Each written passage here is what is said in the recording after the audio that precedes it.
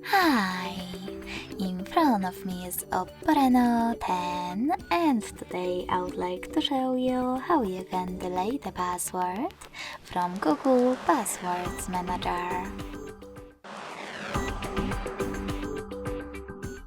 First of all, go into Devices Settings and scroll all the way down to Access Google section.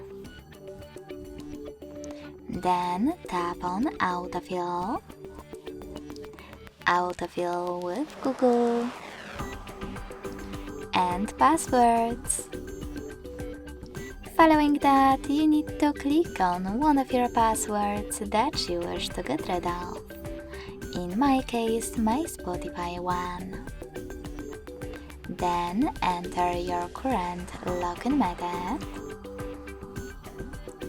and click on Delete next to Edit. Lastly, confirm your choice in the pop-up. So when I do that, as you can see, my password was successfully deleted.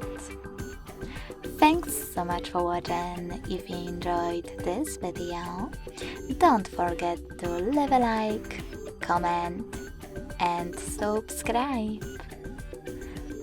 Bye!